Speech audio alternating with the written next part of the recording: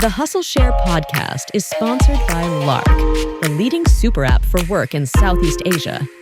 Frustrated with juggling and paying for multiple tools for work? Hate mixing personal and business messages?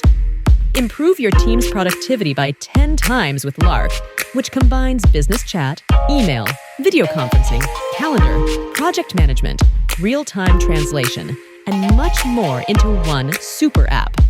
Trusted by companies like Xiaomi, Glints, Kumu, and Mamaluz. Get it for free at larksuite.com today. The Hustleshare podcast is sponsored by OneCFO, the Philippines' leading fractional CFO services provider for startups, scale-ups, and SMEs. Experience the power of tech-enabled, efficient, affordable, and expert-led fractional CFO services. Let one CFO handle your finances so you can focus on growing your business. Book your free CFO consultation today. There's one more trait, if I can, because my dad is a master at this, and I'm still learning. Okay. But he's, in Tagalog, walang kiya. And that's a superpower. Like, it is a straight-up superpower that I have not figured out, that very few people figure out. I'm still trying to learn. It's still a struggle, but that is his one superpower. Right? He is a guy who was going door to door, quite literally, business to business, saying, "Hey, do you want to be part of our print magazine for local deals?" And then he did that for real estate. He would go door to door knocking. Wow! How many times you get like, no, slam door, whatever. Right? Like I could never do that. I need to work on that. Welcome to Hustleshare, the podcast that features the daily grinds of unique hustlers around the world to show not our differences, but that our hustles are very much alike. Now here's your host, Ronster Betyong. Welcome to the latest episode of the Hustleshare podcast. We're wrapping up the year, but we didn't want to end this year before we got this guy on the show. We've been trying to get this guy for a couple months now. I met him in a random Kaya basketball pickup game. He didn't play, or did you? No, you didn't play. I didn't play that time. I played the next time. And I wasn't there, so we never really got to see how bunging I am now. But it's been a great thing ever since, and she did an amazing talk in Geeks on a Beach. And again, if you haven't seen that, you missed a ton. But without further ado, let's welcome to the show Kendrick Geluz of Hyperparameter. Woo, woo. Hey there. Welcome to the show. Thank you. My pleasure to be here.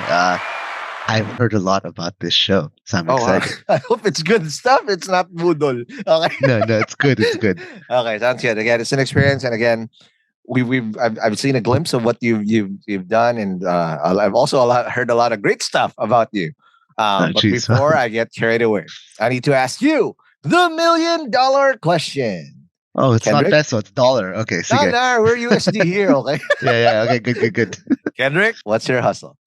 So my hustle is, just as you introduced me, Hyperparameter, and it all leverages on this idea that we as the Philippines can do better. I shouldn't say it that loudly, but as far as, it's true, right? So there's a lot of state-of-the-art technology that comes from other parts of the world. I mean, myself, I'm in Silicon Valley, which is why it's like that outside and not. And he's freezing out there. I know, right? So, suffering here in Silicon Valley, but the idea, my hustle is, how can I bring what I experience here, what I encounter from the technology standpoint, and bring it to the Philippines, right? So just a simple, I can go more into my hustle, but just a simple example, right? There's a lot of this AI in healthcare. And for how many nurses we make in the Philippines, we've got a healthcare problem still. Absolutely. So there's a lot of stuff, whether it's making neurologists more productive, right? We have 600 neurologists in the Philippines, roughly. We have 110, 120 people. Yeah, so even assume 1 in 10 has maybe 1 in 100 has epilepsy or dystonia or something like that. That's still 1 million people for 600 of those specialty doctors. What a ratio.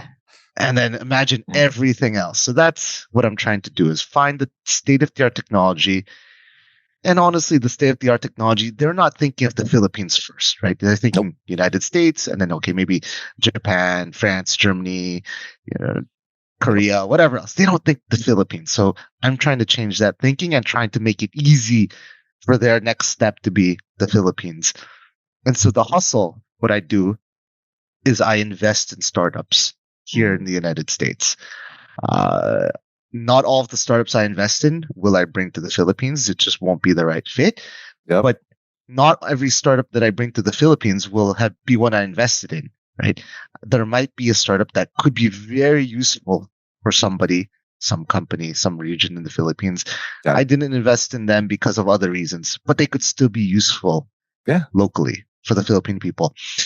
So that's what I'm focused on. Is it's a financial product, right? Like get access to Silicon Valley tech, get in the next Facebook, OpenAI, SpaceX, whatever else. But it's also a strategic product. How do we improve our country in X number of ways? Yep. I totally agree. And little do you, I don't know if I ever told you, I was very early in the AI game. 2016, I am the founder of Chatbot PH. Right? There you go. When we started this whole thing, fortunately and unfortunately, I got it acquired in 12 months after I put it up. So I built out pretty quick. I still ran it for 3 years, but after the acquisition, it wasn't the same because we weren't operating in a startup pace. But what I was seeing is, when I remember in 2017, AI was very, very, very early, that you had no choice but to actually go abroad from day one. Yeah. The way our peers, our contemporaries, or at least the people we worked with, I remember going F8 2018 in Facebook. We did it in Man Jose. I didn't know that was the thing. There's a lot of other nicknames for the rest of the day. but Man Jose, I was like, oh shit, we went to the wrong place. Too many dudes out here. But no, I went there, and what I realized is that, okay, at the start of the AI game, the Philippines had a same level playing field to start with, because we were starting at the same time. Right? We were literally at par with what we were building with the Ukrainians. Man, they're super good at what they were doing, right? Some Silicon Valley dudes and whatnot. But it was such a small circle that you kind of have to collaborate. You're forced to, because it's not a zero-sum game. There's so many problems to solve. That's how we were able to get ahead of the game, and we were able to also get the best tech possible. And 12 months after, we got acquired. Had we not done that, no chance in hell. If we just throw through the, hey, we're using AI, blah, blah, blah, blah, blah. Nah, you had to be a builder. And I totally believe that if you have a chance in this spectrum, in the AI game, unless you're Step C probably, then you have no chance in hell if you're just going to go hyper-local. So I'm a living testament to that. I got lucky the right time, and I was able to capitalize early. I got my exit on my second startup very quickly. Right? Very nice. So nice. Again, and you have to go overseas right away, and you have to go look at the valley for you to have a chance. Because if not, you're gonna be like 2 to 3 years behind. What's out there is too late, because it's been commoditized already. And that's an eternity in this. I mean, in internet technology, and especially with all the attention on AI and associated technologies today, 2 years delay. Oof. Oh, you're 100x off. You're tambak. Yeah. Right. It's well on that, right? Right? No chance in hell. But before we talk about AI and do a deep dive and why this is the thesis that you guys that you do, I need you to buckle up real quick, because we need to understand your origin story, just like every superhero that we've had here on Hustleshare. Because we're gonna have to ride the Hustleshare time machine.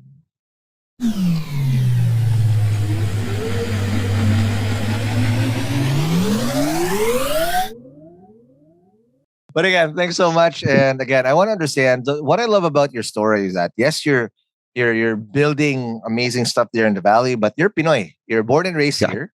I want to understand. I was born here, actually. Oh, you're born there. I'll tell you more story. Yeah. Okay, so what's the origin story, and how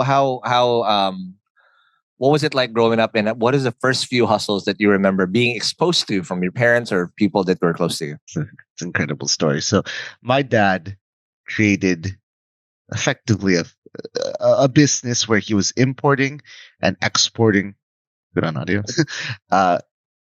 Importing and exporting, well, largely importing technology into the Philippines. Right? Like this was the 1980s, so mainframes, switches, printers, personal computers, right? Those sorts of things. And he was going to Hong Kong, Taiwan, probably some other places that, the story gets lost in its retelling, but he's going to places to find that technology. Let's import it to the Philippines. Okay. And then at some point he said, you know what, I'll go to the US, partly because I want to sort of set a base here and it's the land of opportunity and so on. Yep. So he moved to San Francisco. And I'm sure he had a couple of friends here and there, but he was really, I mean, as far as his friend group, especially doing tech, right, in the 80s. Fresh off the boat. Exactly. How many Filipinos are going there, right? So I was very fortunate where my mom was a flight attendant from working at Cathay Pacific in Hong Kong. And so when I was about to be born, she visited my dad. So I was popped out in the United States. Citizen. I'm a U.S. citizen. Sneaky move. Before you can do that, now you can. It's genius. Oh yeah, pretty soon it's no more. Especially with Trump coming back. With Trump. But I got lucky. So at 3 months old, I think, roughly then, they sent me back to the Philippines. Because it was just my dad there. U.S. citizen na. Okay. Yeah. It's like, okay, so get rid of him. Go back home. So I was raised by my Pinoy grandparents, my mom's parents, in middle QC. I don't know if it's north or middle anymore. The place keeps growing. Tandang Sora. Like, okay, got it. Near Ateneo, near UP Diliman, right? And I grew up there. Like I would walk with my grandpa. We would go down to the Changi, walk out the village, walk back in the village, get McDonald's hotcakes, like that. Oh man, that was the life. Nice. And then when it came time for and I was going to like preschool in the village, right? Books and blocks. Nice. Okay, so I don't even know it's there anymore. Hopefully it's there. Then when it became time for like kindergarten, this kind of school, they said the schools in the US are a lot better than in the Philippines. I mean, majority, right? On average, it's going to be way better. So they started bringing me back to the US.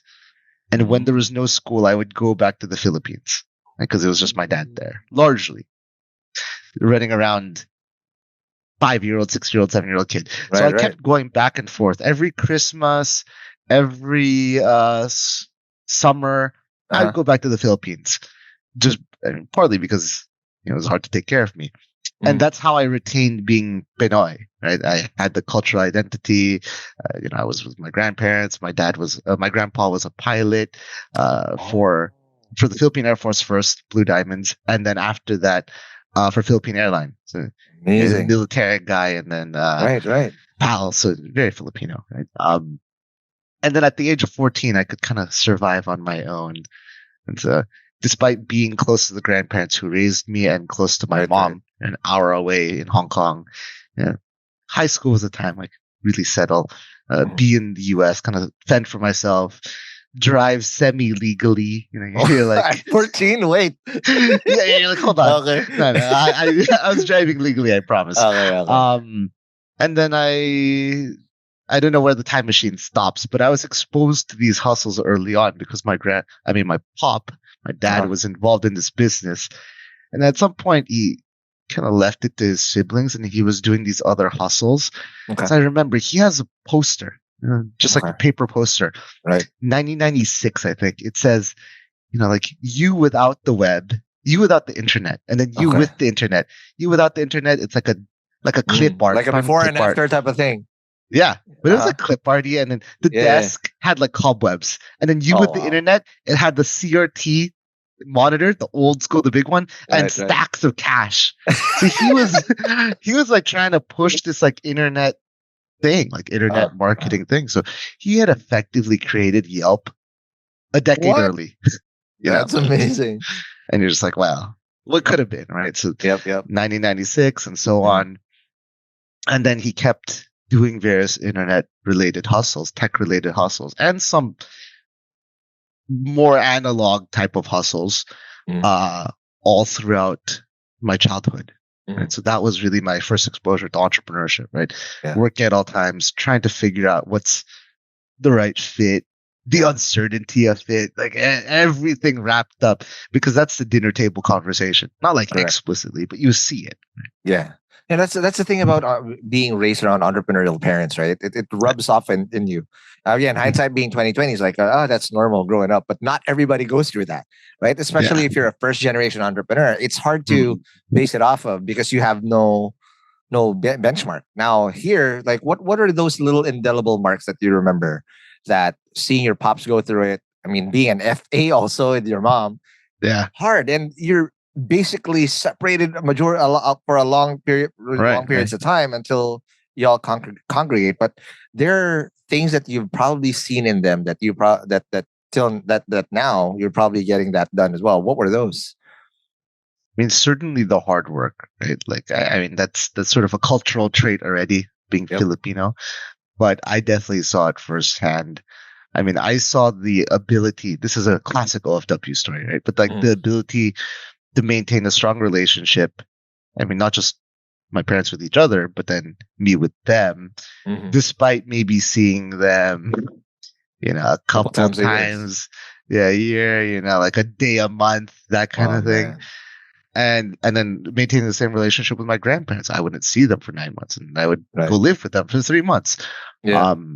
Certainly that level of flexibility. But, this is going to sound really random, but one of my strong suits is this adaptability, flexibility, right? Yep. And I learned that from my dad, I think, like inherently, because he was here, right? And eventually his sister, my aunt, came here. I had cousins born here and so on. But really, like, this was a guy who moved here with not really any social network, right? Yeah. And you're coming from the Philippines. You're Chinese from the Philippines. In the 80s, you lived through the 60s and 70s. So there was already a little bit of tension. You come here and now there's Black people, Latinos, Indians, right? And you're like, who are all these other guys?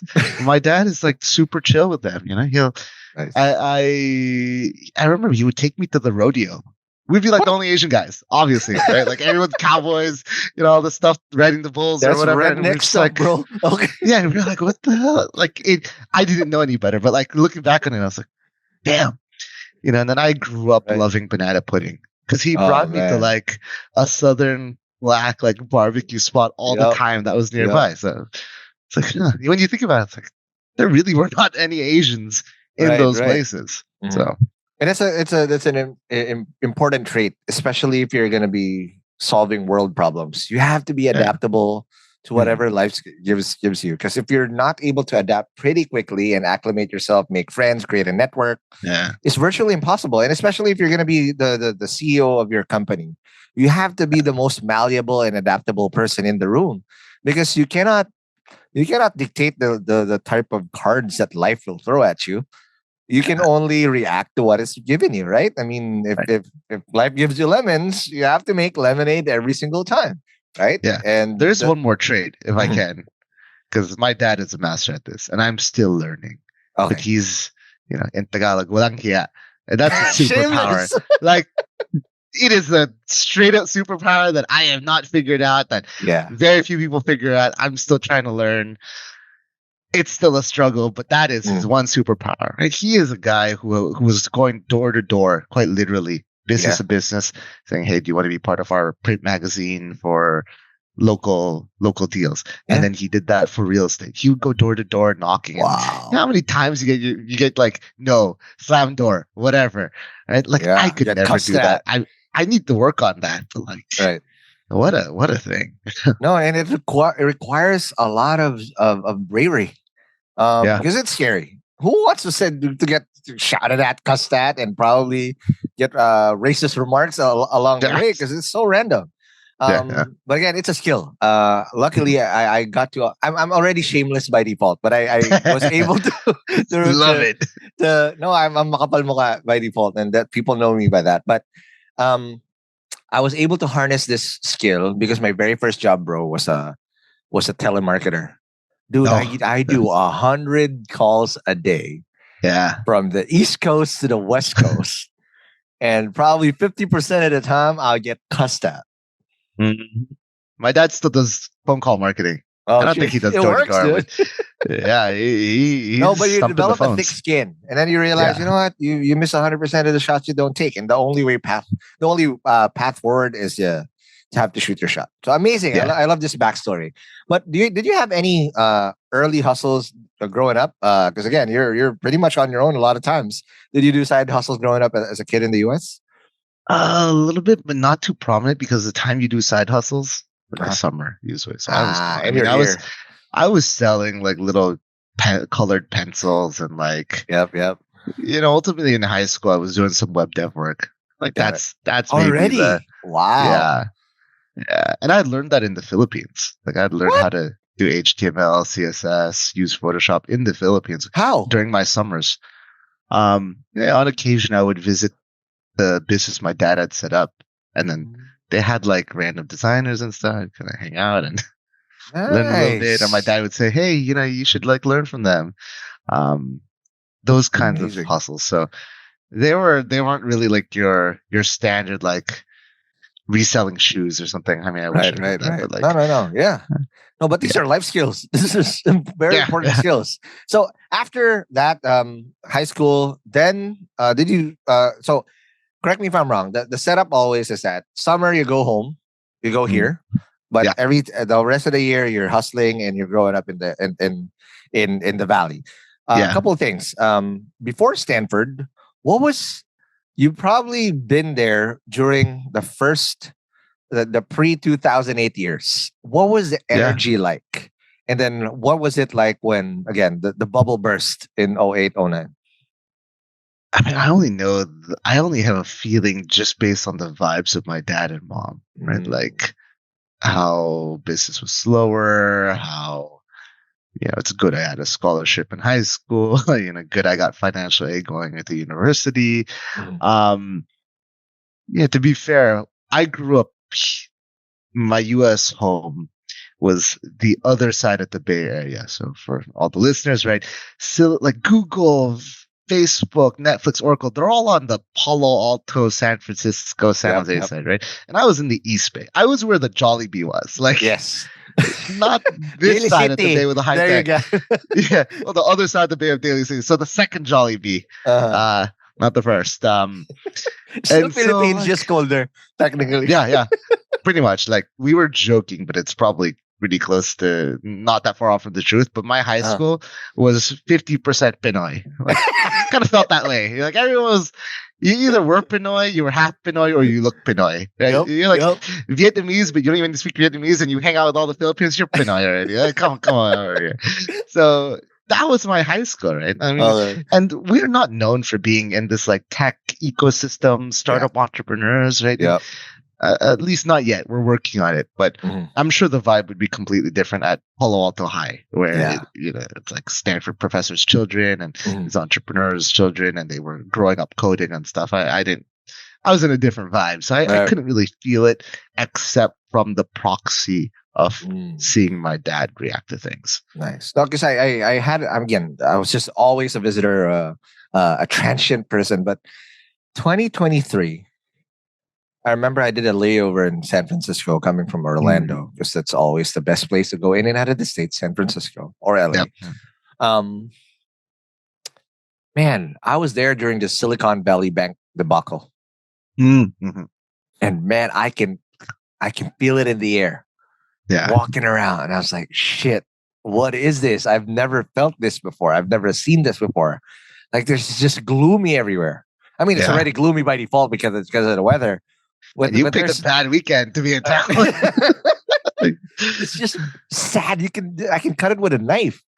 Yeah. Right? It's like, what the hell just happened? Right? So you can feel it. I even met another Pinoy guy in Stanford. I was like, it's the first time I've ever visited near the Stanford area. And there I can still feel it. Yeah. Right? I'm like, what the fuck is going on? Right? So yeah, it's a crazy story just out of that. not my, I mean, my portfolio company story. Like we were blitzing. It was like, what's the best bank? Like I was driving over to Chase to like try to set up accounts for other people and so on. And I remember like, because you write a normal check and that it doesn't leave the account right away. So correct. It was like the chief of staff of one of my portfolio companies. He like had to go to whatever SVB location there was, and they couldn't take out a check, so he took out a cashier's check. Like as good as money, right? For $11 million. He just has it in his hand. He's like, I'm just scared shitless. yeah, pretty much. And it was like SF, right? SF's not, I mean, it's not that dangerous really, but like it's not safe. No, you never know what could go on. In the wrong turn, somebody's going to mug you. Yeah, and it's like raining that day. It was like gloomy and overcast, and then they hadn't set up the other bank account yet. Oh, so he was like running here, and then they couldn't help, and running here, they couldn't help, and they were like, "This location's permanently closed," and like, "Where's the actual location?" Yeah, those scary. Were wild days. That's scary. Again, I felt it. I couldn't really put my finger on it, but there was just a thickness in the air during that time. But yeah, okay, let's talk about Stanford. You use why Stanford? Well, what did you learn? What did you study in Stanford, and how did that help your career? Yeah. So, I mean, which part do I start? So one, it's honestly, its star has risen since I attended. Like when I got in, it was in that jumble of like, here's Harvard, and then here's like the jumble of everyone else. Like, right. Yale, Princeton, whatever. Like depending on which year and who really cares. Like that was it. So I was like, yeah, I could like kind of go to Columbia over in New York or one of these other ones or whatever. But like this is clearly in that like top 5, but not Harvard bracket. Right. And like since then, it's like people choose Stanford over Harvard all the time now. So I got a little lucky. I got in before like the hype really became number one. Okay. But part of why I went was I wanted to stay in like this tech ecosystem, right? It was far enough from my parents, right? Like an hour drive, like across the bridge. It feels like there's water in the way, so it's far. And then it was like I wanted to be part of this ecosystem. And I remember I had my admissions officer, he wrote me a postcard. And I actually had the privilege of meeting my admissions officer, like the guy who batted for me. And it was effectively like, you are so, like you did so many different things and like your application was so honest that like, no one would put together whatever you described that you do. Like no one would do that for the sake of manufacturing, your story, application whatever, package. Narrative. Yeah, like and you would like fit perfectly here. Like this kind of like quirky, like you're running around playing American football tackle like on the team 1 second, and then like tinkering around with this next second, and then like caring about the Philippines the third. I'd like done this typhoon drive and stuff like that. You belong here. And I was like, oh shit, this guy said I belong here. Like this was perfect for me. And so that convinced me a little bit. Going into Stanford, I have 3 degrees from Stanford, which just means I didn't know what I was doing. I didn't know what I was doing, and I had enough financial aid that for someone who didn't know what he was doing to get 3 degrees in Stanford, what the actual fuck? It's like, oh, let's go here. So the first thing I was interested in was energy, right? Because I grew up in the Philippines. First on and off for the first 14 years of my life. There was blackouts half the time. Every time it rained, no electricity, right? We didn't have a generator or anything. So I was like, I'm gonna fix this. I'm going to fix the energy problem. We also lived in California during the time that there were like energy blackouts in California too, rolling brownouts and stuff. So first I studied energy. So the actual degree is called Earth Systems with a focus on energy systems. Wow. Electricity, solar, all of this stuff, right? And like transmission, distribution. And that was like, I really wanted to do that because I was like, I'm going to save the world. But then I was really enamored by another degree program, which was kind of one of these like fuzzy interdisciplinary, like it would teach you how to think in different ways. So that was called Science, Technology, and Society. Okay. And you either take a BA or a BS in this. And if you take the BS, you take a technical core. And if you take the BA, you take like a humanities kind of core. But you still got to take the other one. So I took a BS and I focused on computer science. Okay. And then I did all the fuzzy stuff around it. So that was political science, philosophy, sociology, which means I was, when I did the capstone, it was about how and can we and what's the politics of controlling 3D blueprints for firearms. It's what? like a gun control thing, right? Like, Amazing. but it's just like some file on your computer. So like, how should we, like who determines which one is like right or wrong or not a offending firearm or not, and all this stuff. So that was the kind of study. So I had those 2 undergraduate degrees, and then I was like, wait, I need to get a job to not just study this interesting stuff. Correct. So I did this master's in what's called management science and engineering, same as Ateneo. Ateneo actually patterned their management science and engineering course after Stanford's. Okay.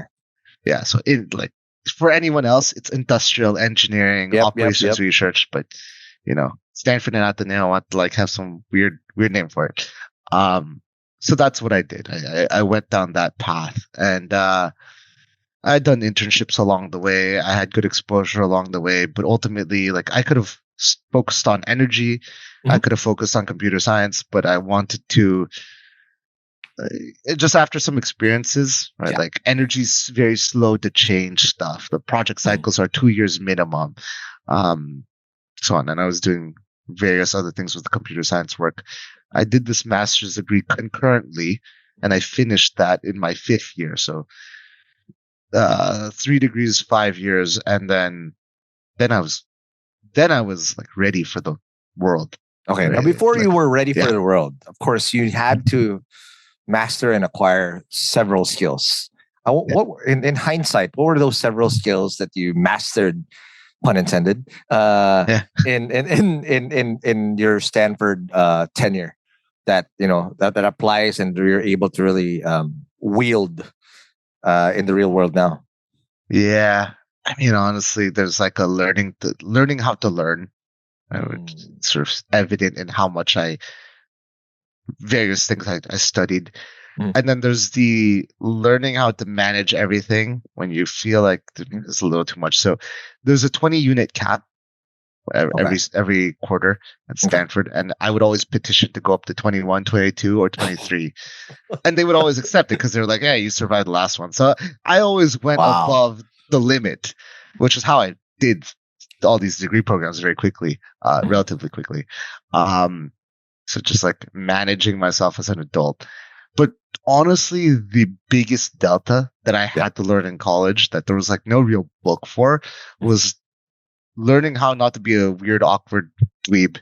Like how to email, like how to talk to people. Yeah. Dude, that was like the biggest challenge because there's no manual. And part of it was because I like every time, growing up, like my socialization in society was like with my grandparents in the Philippines. Right, it wasn't like, Lola's on the boy, basketball Lola's court. boy. There you go. And it was like in Tagalog, and then instead of like playing soccer in the summer in the US, right? Like, so that was a little bit of the like I had friends, don't get me wrong, but like kind of shifting to like campus vibe. Yeah, what does drinking look like? What does social drinking look like? Right. How do you write and start and end your emails? Like just random shit like that. And that's but most these are critical core life skill. skills, right? How did you learn that though? Because remember, your old man was a master at this, right? So how did you kind of get into opening up your own path to being makapalang mukha technically? Yeah, I mean, I guess I learned by observation. I learned how other people were doing it, learned what it looked like to be in a party or whatever. I played collegiate rugby for 1 year, so I kind of just absorbed from my teammates. Right, like okay, you're learn how to tell a dirty joke because rookies on the bus, right? You gotta have a knack for like that kind of thing. Right. I will say the one actionable thing that I'll probably say at all today is this book, which I'm sure somebody's brought up before, How to Win Friends and Influence People. There you go. By Dale Carnegie. Yep. Yeah. Great book. Yeah. No, that was sure. like the manual. I was like, okay, this is something I can actually do. I mean, it's not like I have like a checklist. I'm like, yeah, said their name. Yeah, but the principles of it were very helpful. And that's a great book. It's a timeless book, and that always applies as long as humans will roam the earth, right? Because which might not be for much longer, but not. Depends how many more Celsius we add. We're wrapping up 2024 with 1.5 degrees Celsius higher than last year. Good luck to us. Oh, wow. I know. Good luck. But again, sorry, I don't want to be doom and gloom right now because after that, we're going to be talking about yours. We're going to be taking our first break. And when we come back, we will now be talking about the hustle in Silicon Valley and the stuff that he did before he decided to create Hyperparameter. Well, let's talk about that more after the break. Hey hustlers, how many apps are you using at work these days? 5, 10, 20? Let's face it, there are chat apps for internal communication and emails for external, Cloud Drive for docs and wikis, calendars and video conferencing, spreadsheets and project management software, and probably yet another tool to connect them all. It is a mess. And if you're collaborating with cross-border colleagues, partners, or suppliers, it gets even more complicated.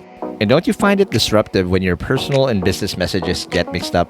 And if this sounds painfully familiar, switch to Lark, the leading super app for work designed to increase your team's productivity by 10x at an unbelievable fraction of the cost. With Lark, manage projects, chat with your team, build a knowledge base with wikis, and automate workflows such as approvals without code effortlessly from one app. No switching or integration needed. Join fast-growing companies in over 125 countries, including Xiaomi, Glint, and the Philippines' very own Kumu and Mama Luz, who trust Lark as their workplace super app. I've started using Lark myself for our pressure washing business service, Papa Pressure, and I'm totally loving it. Want to see how Lark can revolutionize your business? Click the link in the description or download Lark for free at larksuite.com. That's larksuite.com, the productivity super app every business needs. And we're back in the break. We're still with Kendrick Geluz Kho, told us the amazing origin story and how he was able to go bouncing around, spending a lot of miles in between the Pacific Ocean, across the Pacific Ocean, between the Bay Area and the Philippines. And I love the story because I have a lot of friends who are Filipinos born in the US, right? Mm-hmm.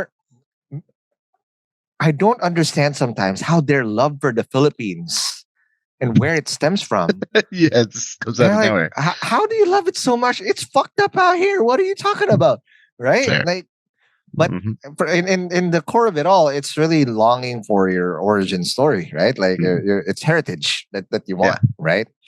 I understand it now, being around so many of them. Mm-hmm. But unless you're from here, you won't really care that much. Like it's shallow, right? But you've had it both. Like you know how fucked up it is out here sometimes, right? But you've seen the best of the best, and you've always wanted to bridge that gap. Now, after Stanford, that's what I want to understand. So now you're ready. Yeah, your master's in Stanford, 3 degrees, went hard mode on himself. Didn't take easy mode. He went Hall of Fame right away. What was the first rodeo after Stanford? Okay, so first there was supposed to be a extended rodeo at Amazon Lab 126, which is the devices wing, both software and hardware. Okay, and I had already worked there, right? Mm-hmm. And I had this like, okay, you're going to your master's degree. Here's like an offer for when you finish your master's degree, right? Like, you're going to be in technical program management, just like you did before. Okay. We're going to pay you a good amount of money. Nice. A lot of money. I mean, like for a random affiliate, right? My mom would be like, "How much are you getting paid?" So I can brag to all my friends, that kind of thing. Which I appreciate. I appreciate the pride, but of course. So you flex it during Christmas, okay? Yeah. Okay, Kendrick is making 500,000 a year. Oh, I wish. Okay. Pesos, yeah, sure. But it was a solid amount, right? So I was like, well, to me, that's like life changing, right? Our family. But so I'd worked there. I was actually working under a Filipino guy. He was like my mentor internally, even though not official manager. So I was supposed to go back. But I decided to do something crazy, which was I still kind of wanted to explore how do you bridge Silicon Valley or my knowledge, I like American derived expertise and somewhere else. So I took an opportunity that I had and I went to West Africa. I went to Ghana. Yeah. And honestly, it was Ghana or Timor-Leste. And Timor-Leste is even more of a hot mess. Yeah, that's East. The only country in the world that means East. Yeah. So I went to Ghana, which I loved. I'm not gonna lie. There's actually some Filipinos there. Like I had found the Filipino community. Okay. Because like I was in, we were in an electronics store for work. Okay. I'll tell you more about my work. That's a French-speaking side of West Africa. No, that's English still. Cote d'Ivoire is French, yeah, and then Nigeria and Ghana are English. Yeah. Cameroon. Mm-hmm. Yeah, that's right. But we had certainly had people who were speaking French, Cote Ivorians coming through and so on. But I had gone to this electronics store because we were trying to purchase a barcode reader for our supply chain stuff. Okay. And then I was like, you're obviously not African. Like, you're not Ghanaian, right? Like, so yeah, it's like, but like ba? And they're like, oh, And so it was like the one guy that tried to start. So, okay, that was established. And like, hey, come to our monthly barbecue. Oy, okay. And it's like at the British Air Force Base or something like that. So there's a basketball court. And so it's basketball tournaments and like chismis during the day. And then there's like a feast at the end with like karaoke. And then I met the matriarch of the community who was Pinay architect, but married to a Ghanaian. So all the kids were like roughly my age, half Ghanaian, half Pinay. And she was like, hey, welcome to the community. Like kids, like show him around. You're all the same age. Like make sure he has like a good time here while he's here. So, so what was I actually doing? I was trying to bring my knowledge about the energy industry to see could I actually change or make some real impact. So I was tasked with a number of various things for this regional electrical engineering firm. But one of the things was maybe like the hallmark of it, the central piece was help establish our solar practice. Like 2015, solar was still like emerging. I mean, it still is emerging, especially in Southeast Asia, where we're behind 10 years of Africa. But it was like now I'm some 24-year-old Pinoy guy running around Africa, working and training people on solar, pitching the government, pitching multinationals, writing RFPs, being shadowed by like 3 Ghanaians who are like, this is how he's doing it. Okay, these are like all the steps he's taking. I was like building internal tools, all of that stuff. But I loved Ghana. It's very familial. The weather's great. Yep. And by the end, I was taking their equivalent of the jeepney, and they call it the trotro. I was like really deep in there. And they were calling me like my brother in white skin. I was like, wow. They were like inviting me to their church. So like, no, like you visited her church already. Like, come to my church. It was wow. Wild. Yeah. Now sounds very, very Pinoy din, but it's just in the other side of the world. That's amazing. Right. Okay, so after Ghana, what was the next step? Yeah, so I had the chance to go to Hong Kong, where my mom was living, right? And I was there and just working on some stuff. I was also visiting the Philippines at the time. Hong Kong, Philippines, really like my home was Hong Kong for that period of time. And that was when I sort of got a nudge from a Stanford graduate, not Filipino, but he was saying like, okay, let me make sense of your life story. And like, this is kind of what I'm hearing, the way, like a couple ways you should go. But effectively, you seem to care a lot about this part of the world, or like parts of the world that aren't the developed nations. And you've got this background in tech, so like try to make that work together. That's kind of the angle. Okay. And that kind of planted a seed, but I didn't really know what to do at that time. So I said, okay, let's just start building stuff. And then, so I created Real Scope, which was a startup in name. And that was machine learning work. Everything I had learned in the past, like all my engineering knowledge, mathematical skills, data science, combine that all together and applied to real estate investing because that was what my dad was. He became a real estate agent at some point. Again, a different hustle of a different sort. So I was thinking, okay, I will use data science to try to shape real estate investing. Kind of because there's a lot of data in real estate. And I just wanted to get started. And so I did that out of Hong Kong and then out of the Bay Area. Did you bootstrap it? Yeah, bootstrapped. Wow. There is a little bit of money, but it was largely bootstrapped. And then I had some contractors working on some other stuff, but ultimately it wasn't really a product that could scale. Like, because when you're doing a data science question, it was like a question that can be answered by data. Client 1 is completely different from client 2, completely different to client 3. Everything's bespoke. Yeah, and then they're all asking from like different places, and I'll spare you the details into how you actually get real estate data in the United States. But in 2015, 2016, it's a massive pain. You need like a local partner. You need to sign like a contract, all this stuff. So at some point I said, it's not really scaling. It's just me and some contractors, right? Revenue, sure, but it's not really going to go anywhere. So when I wound it down, I went to all of these VCs, the same VCs I'd pitched, right? Okay. I said, hey, I was doing this machine learning data science work for real estate investing. Why don't we make it for venture capital investing?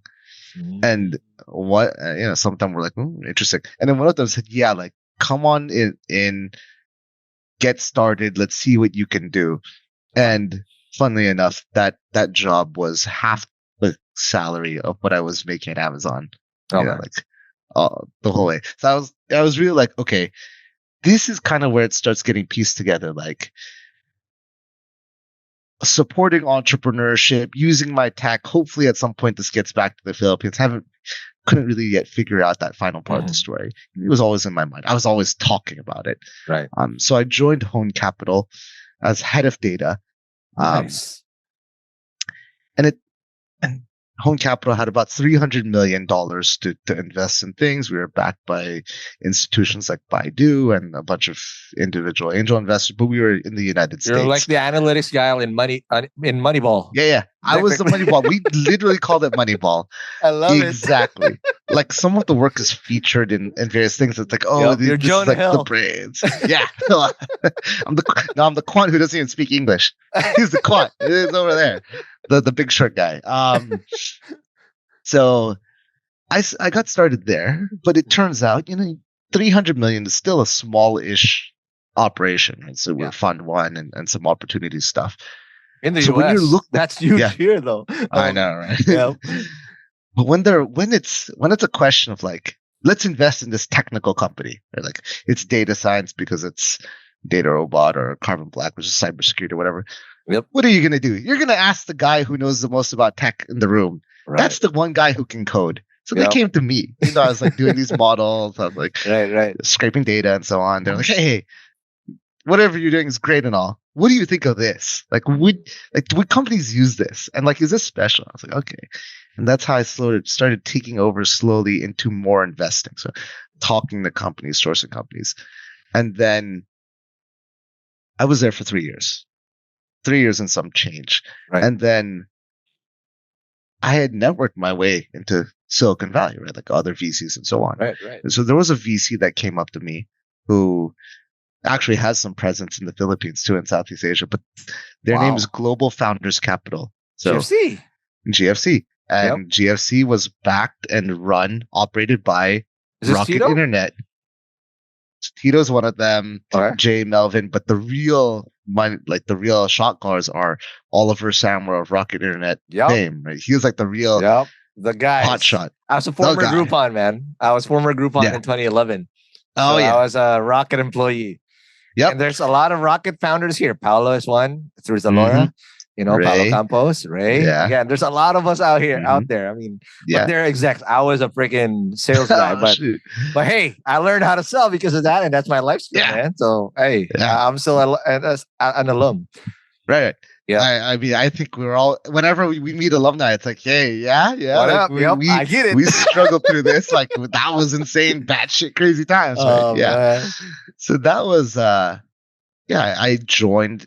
And part of why GFC existed was the rocket internet guys realized there's no rocket internet game anymore. Like the ecosystems globally are too sophisticated. Everyone has their own way of like finding capital, getting help. So we're just going to invest in them, but we're going to take the same mentality. So, my KPIs like process wise. Well, let's take a step back. So I was poached from Hone to lead like kind of global tech investing, and to really be own Silicon Valley, right? Not even like don't even go to LA or whatever, like own Silicon Valley. I was talking to all these tech startups here, then also helping, like my Chinese counterpart, right? Like, hey, I have this tech deal. I was like, okay, here we go. Like, what is it? Same thing with the Europeans and so on. But that kind of aggression of GFC, because like the beauty about Rocket Internet is that they know that they aren't the best because they're a copycat. I mean, by definition, but they know what it takes to get there, and they have the like boundless aggression and appetite to look like the best, which means they just turn the dial up to 11, let everyone fight it out, and whoever makes it there makes it there. So I was doing 60 meetings a week, right? 40 to 60 meetings a week. Entrepreneurs, other investors trying to get deals, right? I had an email. It was like, Happy Xmas, straight from Oliver Sammer. It was like, Happy Christmas. Remember, the best deals will come at all times of day, like on Christmas, on your wedding day. I was like, oh, okay. That's your Happy Christmas. Such an Ollie thing to say. Like, what the fuck? Amazing. No, but okay, I want to deep dive on this because again, being a Rocket alum, I'm basically a pawn in the whole thing, but it rubbed off on me. Yeah, we have our war stars. And I remember it had a bad rep locally for a bit because it was so breakneck. Filipinos didn't understand what was going on. Yeah. If you don't put up, you're gonna be let go pretty quickly because it was such an ambition game. Hindsight being 2020, I get it now. And if they weren't that aggressive, the foundational pieces of what, say, e-commerce as we know it now will never be built, right? If Paolo and Cons didn't have to freaking build what they had to build, we have nothing. If Ray wasn't pushed to freaking what they needed, we had nothing, right? You had to be ultra ambitious, and screw the feelings. But we need to get the right people on the boat at breakneck speed, whatever it takes to get there and win. That's the game. But it looks like it had the same culture in GFC. What was it like being on that side of the game? Because they were investing everywhere. I remember pitching Tito and the guys with your Southeast Asian counterparts. Shit was aggressive, and I love it. But what was the ethos per se of GFC when you were there? Yeah, the ethos was very similar to Rocket, right? Like win at all cost. Love it. Not having resources is not an excuse, right? We can always deploy more resources. We shouldn't, like if we committed to a deal, it's like go win that deal. Don't let them get away from us, right? It's very independent, which worked out to my benefit. It was very much like if you believe in this company and you pounded the table and then we didn't end up doing it, you should have pounded the table harder. You should have threatened to like quit or like garnish your wages or whatever, do everything because, you sort of had the authority to do so. Right. It was very aggressive and there was a lot of internal competition, right? Like, which is not anything new to anyone from Rocket. Yep. You have teams stepping on each other's turf. It's like, dog eat dog, I man. would have. That's it. Yeah, there would be people from the UK and Germany like trying to talk to companies in the US that we were talking to at the same time, and they were like, "No, don't talk to them, talk to us." And then it just makes everyone confused, and you're like, "What?" But yeah, it's a intentionally designed bloodbath, so that the winners win, and ideally, like the strongest dogs Absolutely. survive. Yeah. No, but I want to understand several things because at the end of the day, VC is basically building conviction through multiple lenses and multiple things very quickly. And also building conviction for the IC to say yes, right? Yeah. Especially if you're the one sourcing deals. What I love about your angle and how you actually look at this is you're looking at the tech. And again, a lot of people rely on you because a lot of people would just use fluff also and just say, hey, we're an AI company or blah, whatever the fucking flavor of the month that was during that period, right? And you were there during the 2021 boom, right? Yeah. It was an arms race, right? It felt like, we're trying to go to Mars and freaking colonize it, right? But I want to now understand what was the difference in building conviction while you were in Hone, and also what was it like when building conviction and trying to get IC to say yes to a deal in GFC, especially if you felt like that was a company that's backable? What were these parameters, pun intended, that you were looking at to build conviction, especially if deal flow came through your table? Right. I mean, one, for Hone, I was junior, right? I was still learning, not really in a position of authority, not a partner. I couldn't really stump for something. But a lot of it was like establishing. Like I would always run my recommendations through data, right? So I would say like the model says X, Y, Z based on factors A, B, C, and I just like generally think like this technology is very plausible. It maps out against competition. Like I can read sort of like the architectural decisions that they made, and like it all very plausibly is superior to the other stuff. But I would put this kind of like recommendation.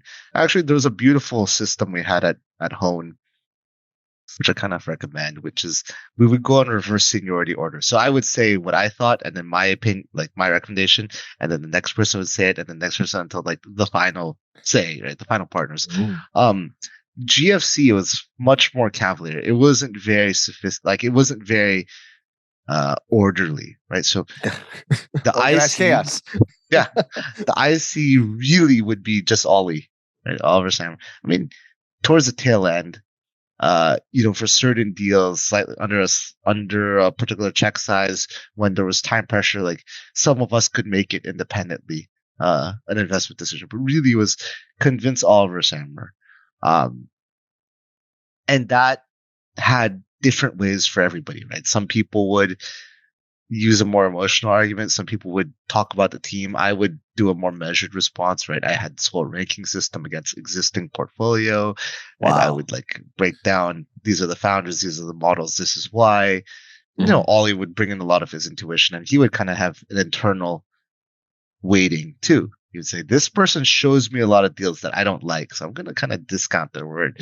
This person I trust a lot, so I'm going to kind of really be inclined to do whatever they want to do. Yeah. Unless like I really like that 1%, I really have to intervene. Right? So, what really changed though was I had a sense of ownership at GFC because it was my portfolio. Like that's when, if you ever hear me talk about what I've done, my track record, all that stuff, like I can talk in fuzzy broad strokes about my own work. I could talk about the technical stuff. And that's 65 companies. In your portfolio. I'm sorry, I'm just reading off of your LinkedIn. I'm not. So that was no, of course. So those were like my company. Like I went up the bat for them. I sourced them. I know the entrepreneur, and so I feel a sense of ownership. Partly because I knew. Okay, so before I entered GFC, I had this decision. I had two competing offers, right? And criterion 1, 2, 3, 4, 5, 6, all the way down to 25, right? And on criteria 2 through 25, the other offer was better. Like cultural fit, compensation, mentorship, brand, all this stuff. It was such a good fit that my own coworkers had been the ones to send me the job position. And they're like, hey, you should apply to this. I was like, I'm ready to talk to them. Don't worry. And they're like, shit, we don't want to lose you, but like, this is like a perfect fit for you. Right. But the top one, very first thing I cared about most was the ability to accelerate my career as fast as possible. So I took the GFC offer.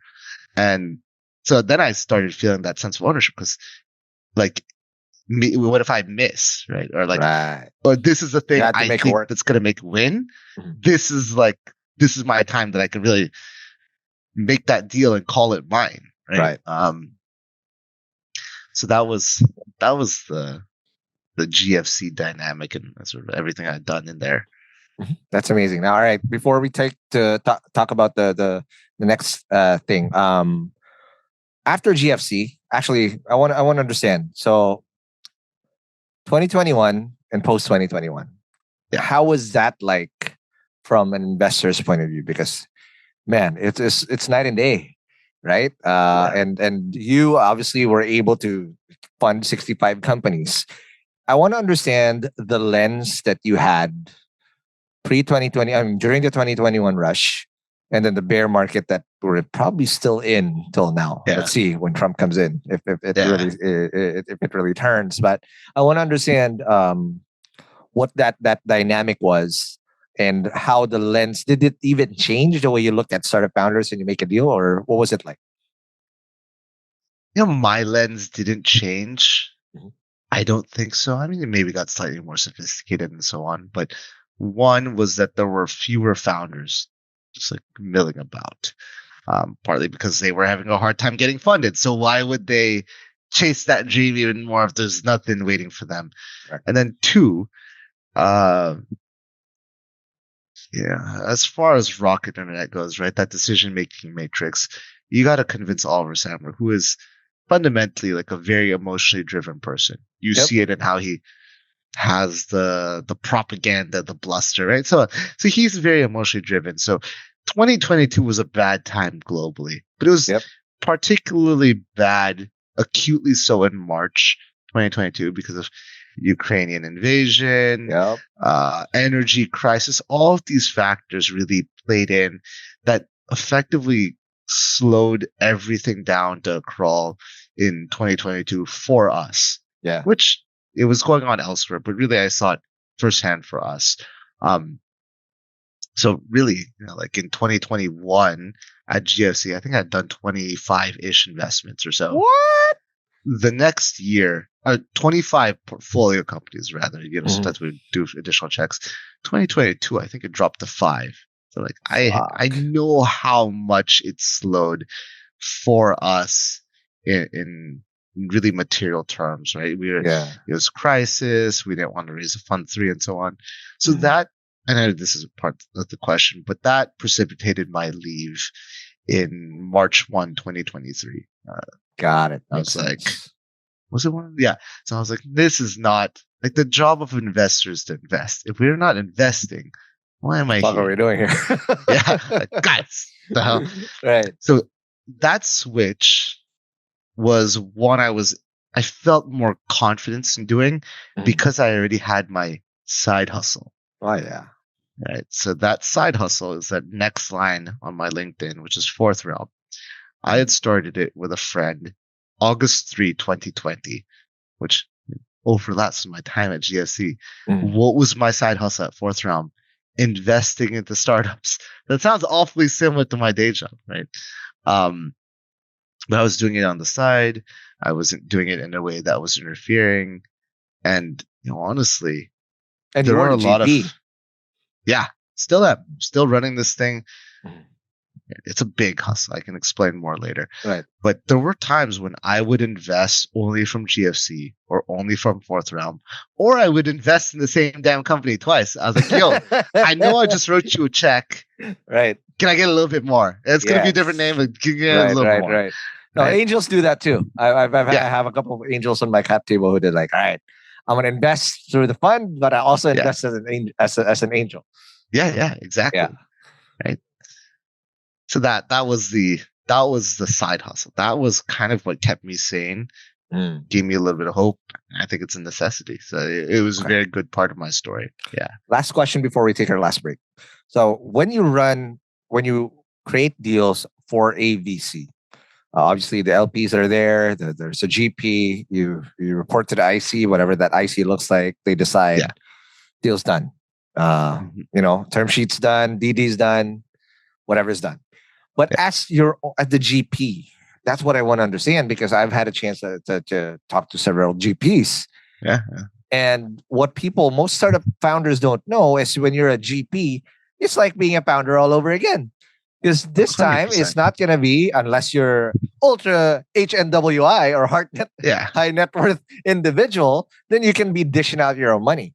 But you need LPs to deploy. So you're always fundraising as well. But you're not fundraising to fundraise for your own startup. You're fundraising for them to bet on you that you can find the best deal so that they get the 100x or whatever X multiple that they're getting. How did you get your LPs? So Fourth Realm in particular had a couple of different ways to get started. Right? Okay. Friends. This thing called AngelList, which was a bit syndicates. We were doing a lot of syndicates. So that's where a lot of our LPs started coming in from.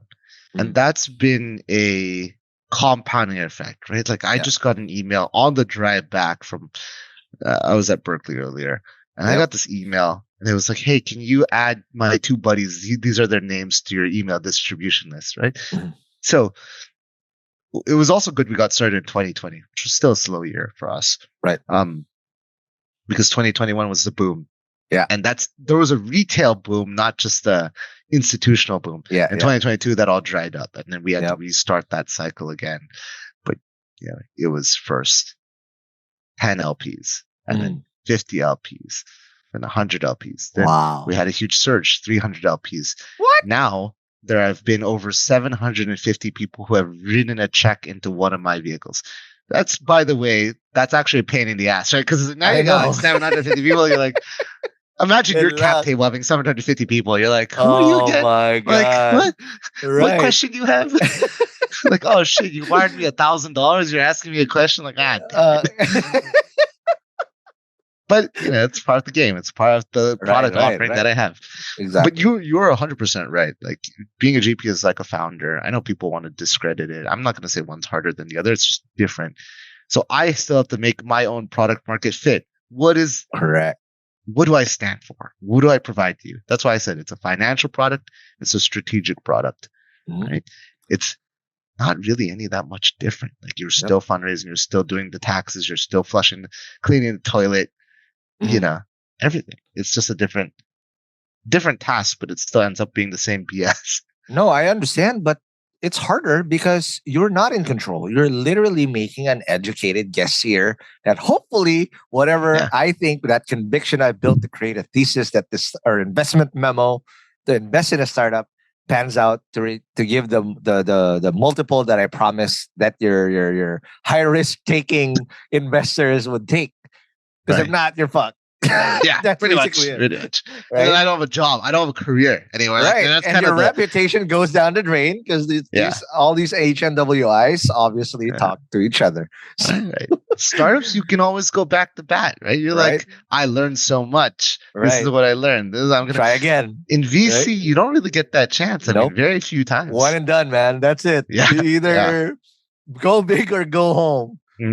That's for real. Okay, that's amazing. Now let's take our last break, and when we come back, we'll now talk about obviously Hyperparameter and what's the thesis now, and how you plan to change not just everything in Silicon Valley, but going back home here in the Philippines. Let's talk about that more after the break.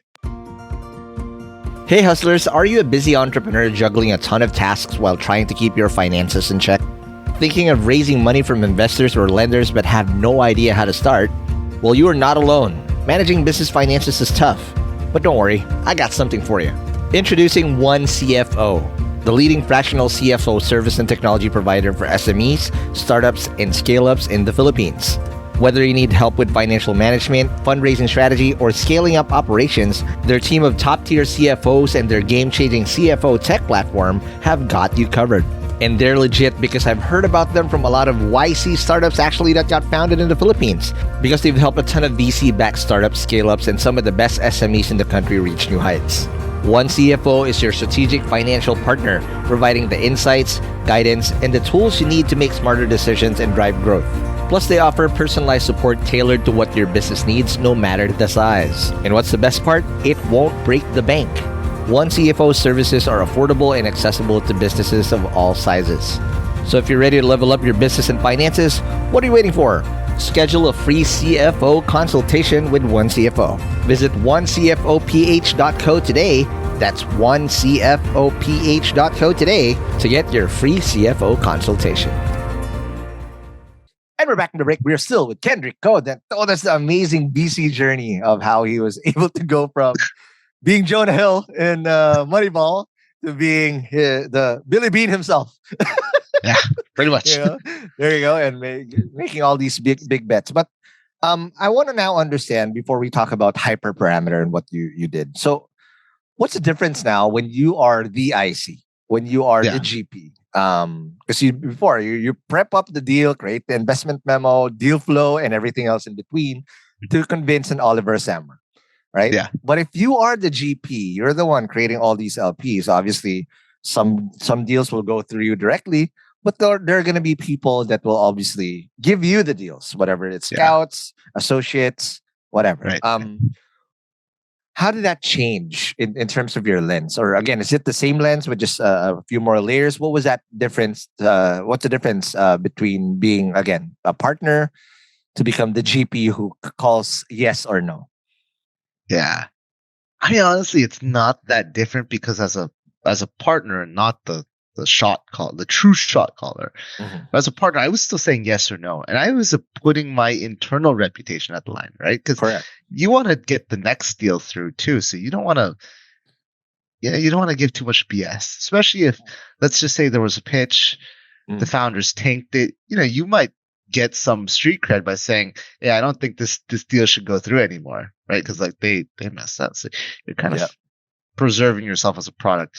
And then when I started Fourth Realm, we just had a different, yes, I was a GP. We just had a different IC, which was every investor.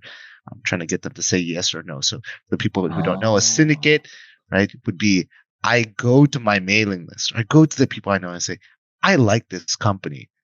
Come on in. So in that way, it's a la carte. Right? Here's the menu. You pay. I'm showing you this. You want this one? You want this one? You want this one? Like it. And so that was that. There's still a lot of convincing. Frankly, I didn't like that. I still don't like it because there's a lot of. It's like bola bola. Right? You're like, this is the best company in the world, right? Like, they're ripping. This is the best team ever. And then the next deal comes back. This is the best team ever. And you're like, you can't say this about everybody.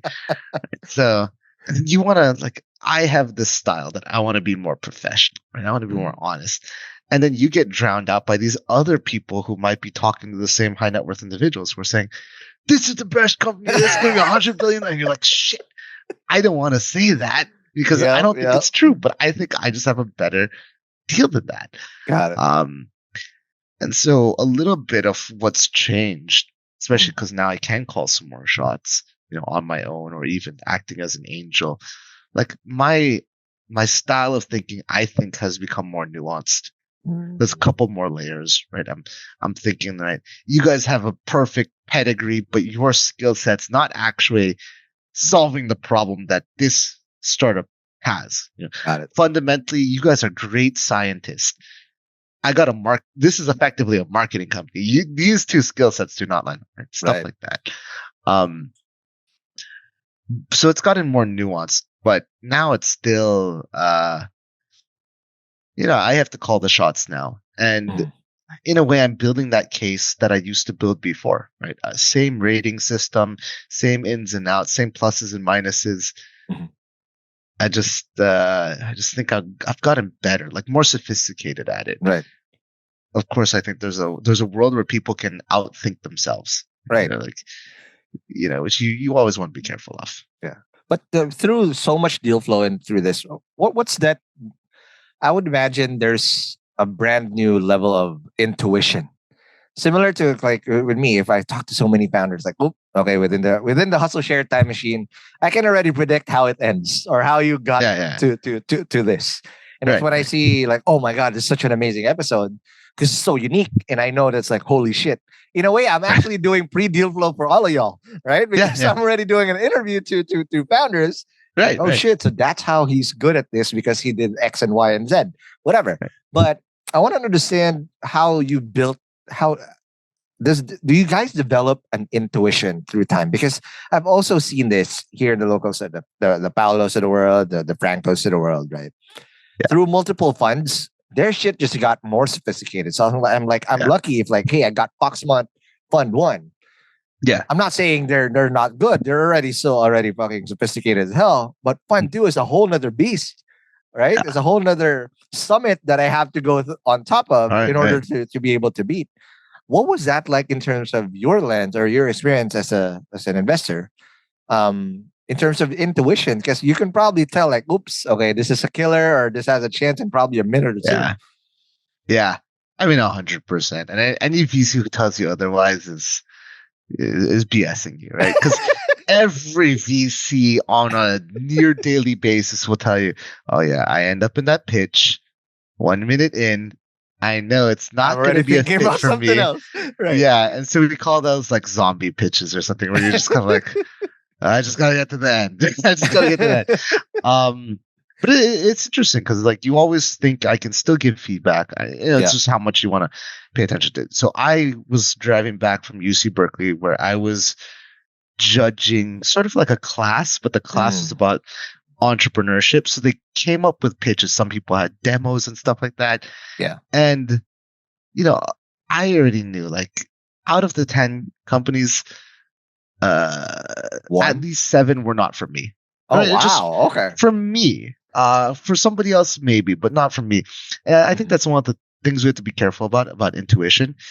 Is like, it's for your context, right? And like, you come up to me with like the best, media company in the world. Like, I haven't done traditional media. Like, I haven't really done a lot of media investments. Yep. I have intuition. It's just not at all tuned for that, right? It's like taking a like a knee surgeon and asking them to do brain diagnosis. They're like, nope. They're like, I'm a doctor. I'm a surgeon. Nah, like you might be a surgeon. You're not the guy. Trust me, you're not the guy. Right. And so that happens for me a lot, right? I don't really do consumer. And so like, when I help a company out, I try to help them out best I can. But I know my intuition is not going to be aligned for this. The other thing I think where intuition is tricky is calling shots on people. They're like, this is the best founder ever. It's like, dude, it's like dating. It's best foot forward every time. Yeah. And sometimes it just happens like the first 5 seconds you saw that person, the light hit their face that way, right? Which you see these like sociology studies, right? Or psychology studies, which is like the first 15 seconds like makes or breaks your impression of someone. Absolutely. Like it could have literally just been like the light. And so I think intuition's so tricky. I think it's a lot more useful when you're thinking about business, like the hard stuff. The solid stuff, market, sales motion, right? Like business model, this kind of stuff where you've seen a lot. I actually think this is where the difference between VCs who used to be founders or operators and VCs who are professional VCs. Yeah. Because I think, if you've seen 1,000 companies by virtue of having looked at financials and so on and public markets and whatever else, you're hyper tuned to that. And a lot of the entrepreneurs, they bring their NF1 experience, right? This is how we did at my startup.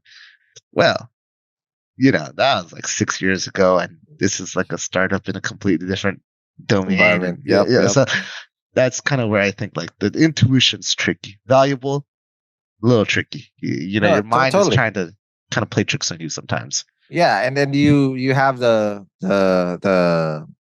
a recency bias too. Like, oh shoot, I've seen this, and then all of a sudden you go on autopilot, and all of it, but apparently you're wrong. So you're right, and the only way to thwart that intuition or your autopilot mode is to back it up with cold hard facts on data. Yeah. Right. Yeah. Because so like for me, I'm guilty of this. I've been talking to too many founders now. 300 plus of y'all, right? Yeah. Damn. 6 years of talking for an hour and a half. So I get to really know someone really in depth because we had to do a retrospective. Sometimes I'm right that, oh, wow. Okay. See, I this is probably how it's going to end. but there are also a lot of times where like, holy shit, that came out of left field. I didn't know. Yeah. I didn't know that you can actually match a certain skill set to a certain path and be good. So you'll never know. But again, but all I know is that in the first pitch, in the first 5 minutes, I already know if this is going nowhere. Because I've also seen so many pitches, man. I mentor a lot of Filipino startups too. Mhm. I don't want to label, but like, man, you need more work and you need to do more basics because I've seen so many, right? It's the sad truth. And that's what I want to talk about now in Hyperparameter. You've always had your heart here. Where is, how did parameter start and where does it fit into this whole mission now that you've always had? Yeah, this is where it's really starting to come together because in my past, I was able to do like a GFC check into PayMongo. I was able to do a fourth realm check into Expedoc, actually 3 checks. I was able to write an angel check into Avion School. So I was starting to be able to contribute to the entrepreneurial conversation here. Right? I was a judge at Kubo when they were doing one of their sort of cohorts, so on. So I started like getting a couple, like a toe and then a foot and then all the stuff. And now I'm trying to really marry the two. So that is where the hyperparameter story comes in, which is I've realized like I'm like a tiny little baby fish here in this big pool of Silicon Valley, right? And maybe I'm like a medium-sized ish fish in Manila, right? Like I can talk to a lot of people. I've gotten my name affiliated with like PayMongo, for example. I know some of these founders and so on. But where I can be like my unique spot, like who is not doing this at all that maybe I am very special or even uniquely suited for is like this combination of the two. Yeah, that bridge, that could be my niche. And when I realized that and I had the space to do so, I said, let's make that my future. Like let's make that my special thing. So that was the inception of Hyperparameter, right? And based on the description I had said about Hyperparameter at the start, I didn't really mention investing in the Philippines yet, right?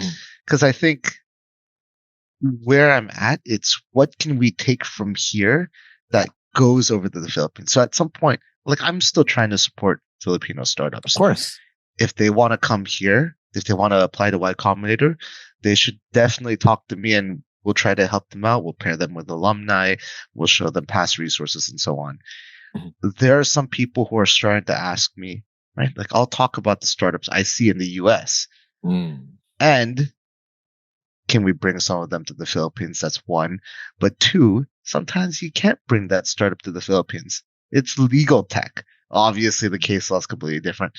But can that be an inspiration for a Filipino entrepreneur to start building our version of that? And those are the people I want to talk to, right? As far as the Philippines goes, they see something in the US or they see something I've talked to, say, I want to build that locally. So then that's a great conversation because then I can say, let's do it. Here's the playbook. Here's the tech stack. Maybe I'll get those guys, the startup that inspired you in the US. Can we get them as angel investors, as mentors, right? Like that. Could we license the tech if it's one of those like medical devices or something like that? Right. That's how we really complete that circle of there's innovation here. Let's get it back to the Philippines where it's really doing good. That's how that's what it's really evolved to, this hyperparameter. It's a virtuous cycle to me. Right? So like startups talk to people for one reason, because they want money, either as a customer or as a investor, right? Right. And I can't be everyone's customer, so I might as well just be everyone's investor. And that's the cycle I'm trying to power. So I'm still looking for that capital, right? That's how I can be the innovation guru or scout, but I prefer guru for the Philippines, right?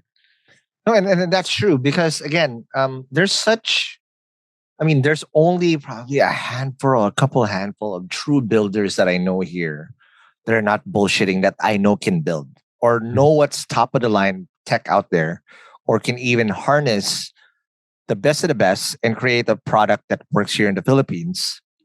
But there's also fewer that can actually build for the Philippines and scale regionally or scale globally.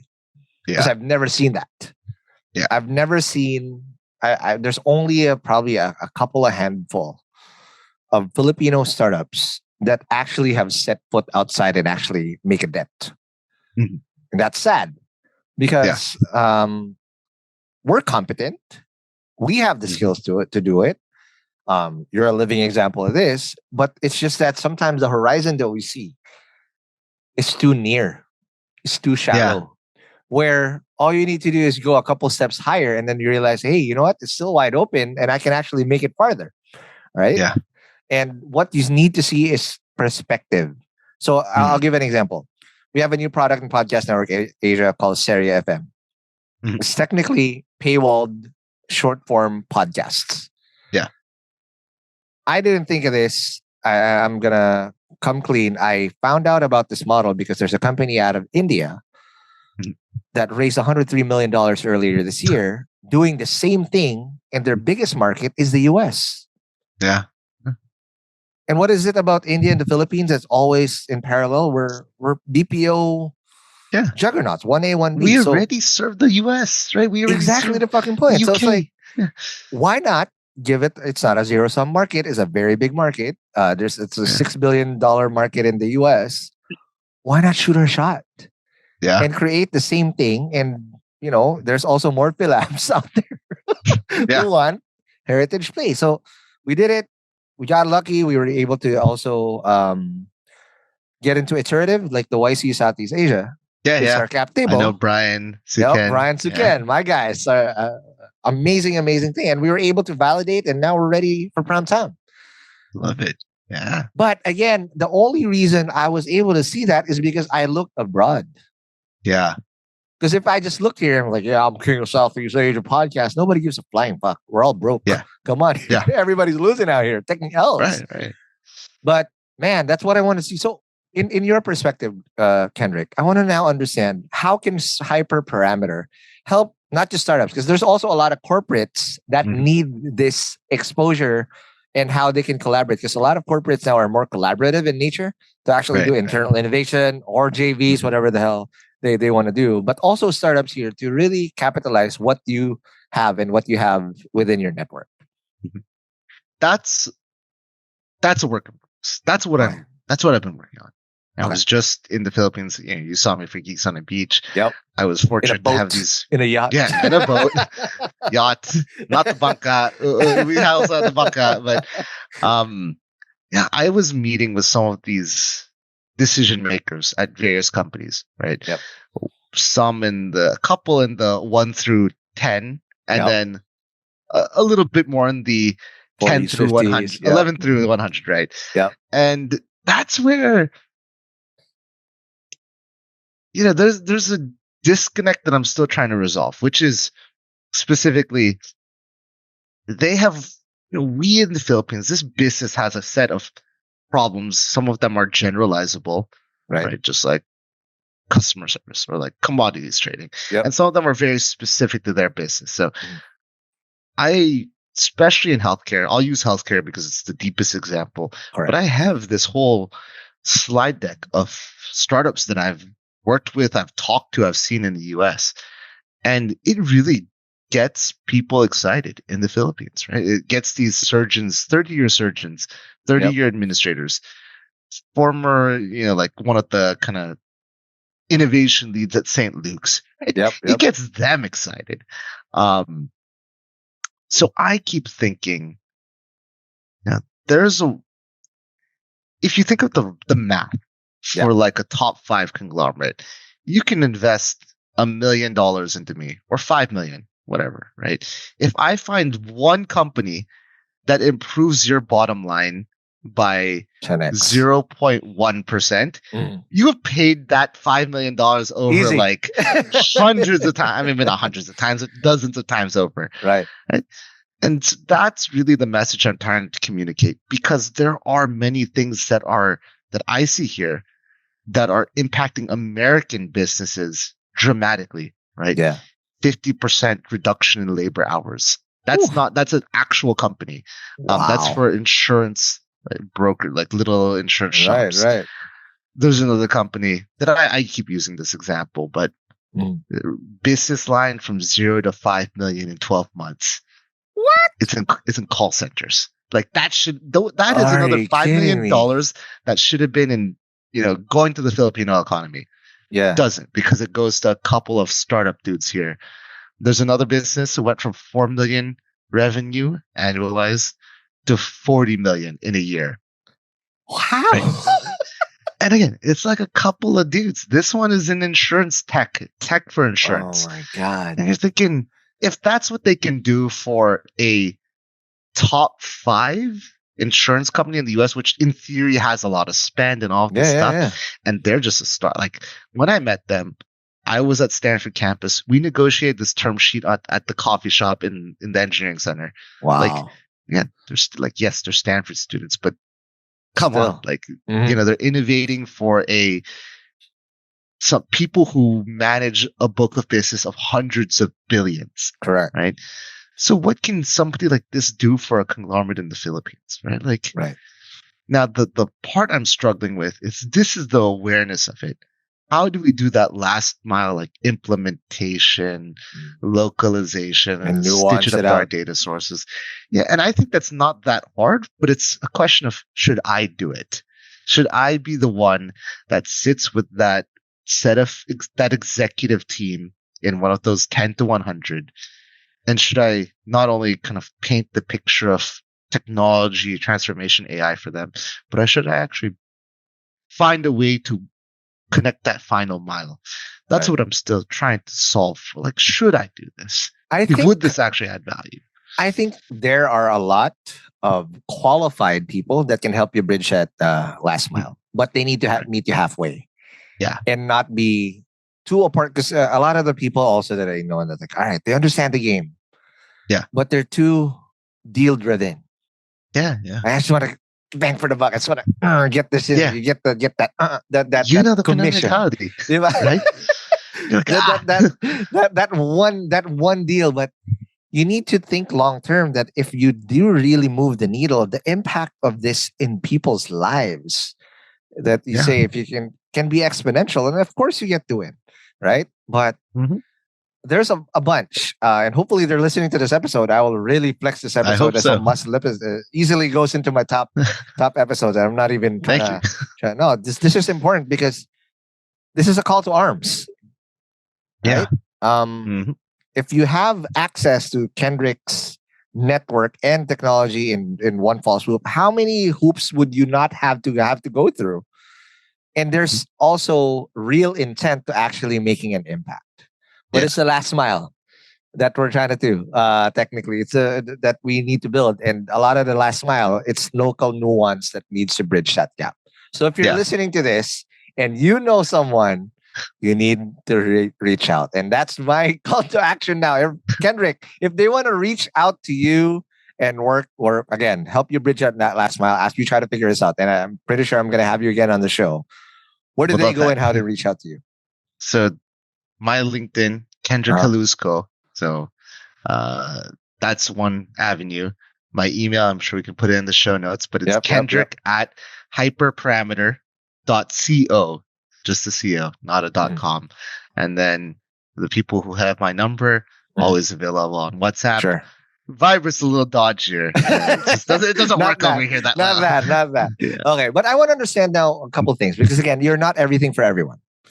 So nobody should come there like, "Hi, Kendrick, help me out with this karaoke technology to help more Filipinos sing better." So what is the mandate, or what are the things that you can instantly make an impact on, especially with your angle here?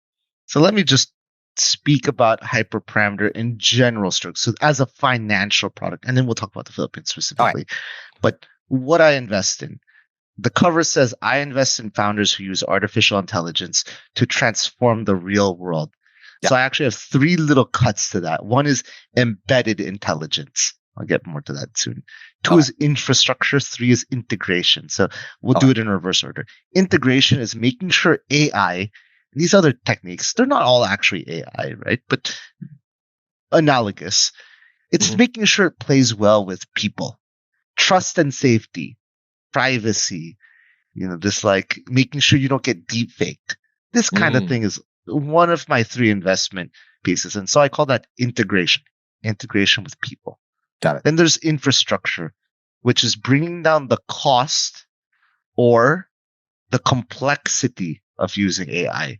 And that's really important because people here, Silicon Valley, they think, oh, it's more data center tech and like hyperscalers and so on. For me, it's a little bit of that. But really what I'm focused on are the things that aren't dependent on the tech architecture, whether it's OpenAI or whoever. I don't really care. What I care about is what brings that barrier down so that a Filipino can use low-code tools to build their own AI workflow for their business or for the business they're working at, right? Bring their local knowledge and then as a citizen, be that like citizen contributor by using some kind of tool to make AI possible, right? Localized. And then the third is embedded intelligence. So that's all the AI stuff that goes into an application that is specific for an industry. So I usually call it AI applications for traditional industries like healthcare, real estate, construction, manufacturing, financial services. Right? That's like some of the density of things. So there's a lot of good AI for like there's a lot of potential innovation for mental health. Yep. Good. There's a lot of AI potential innovation for like pet care or like these are various things. I'm focused on more traditional industries. So big sectors of the economy that are still a little old, still a little stuck. Can we give them a nudge? Healthcare, education, real estate, right? These things that are woven into our daily lives. Because if we can create value for that, it creates value for everyone in the Philippines, whether or not they intended for it to. And so as it relates to the Philippines, it is really that final piece. I mean, every part of my thesis has a relevance for the Philippines, but that's the one where I think the embedded intelligence, this AI for traditional industries, that is what's going to move the needle.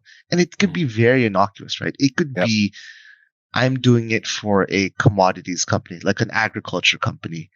They've saved 1% on their input. Maybe that makes food, down the line because it's cycle. Maybe that makes food 5% cheaper. Now we're fixing the rice problem. It could be something like that. That's amazing. And again, dude, this is so amazing. But I want to just be very specific on the type of people you're keen to work with. How early and how late? Because there's going to be a grand mix. There's going to be some really brilliant kids that can be that's coming out of here can be early, maybe idea stage or prototype stage, or there can be some older innovators out there. How early are you willing to listen to technically? Honestly, as early as possible and as late as possible. I don't really care. So on the startup side here, I work with pre-seed, seed, and Series A. Wow. But that means if I invest in the Series A, that company grows up to be a Series C, Series D. And I've still invested in those companies. Correct. Now in the Philippines, how do we still work with those? Maybe they're early. They saw a startup they want to emulate. Maybe it's still 2 guys and a dog in a garage, right? And they're like, well, okay, can we start using that tech in the US? Yeah, like let's talk right away, whether that tech is 5 years mature or 2 years mature. Now on the client side, because we know it's great to have startups, but also if you want to reach 1 million Filipinos tomorrow, you got to work with somebody who's got more reach. And those I want to work with anyone. Right? Like I've been fortunate to have conversations with family businesses where it's 3 family members. I've been fortunate where sometimes it's professional management or it's an individual who really likes what I'm doing. I welcome any conversation, especially of these decision makers. Again, they're not better than others, but it's talking about hitting scale immediately. That is amazing. Again, thanks so much, Kendrick. I know it's we can talk about this more, but again, we're running out of time. But again, if people want to reach out to you and want to check out everything that you've also done, where do they go and how do they do that? Yeah, so LinkedIn, again, name is Kendrick Geluz Kho. So three words in there. It says I'm doing something new, building something new. Right? So that's the tagline. There you go. I'm also available on email, kendrick@hyperparameter.co. And again, it's not .com.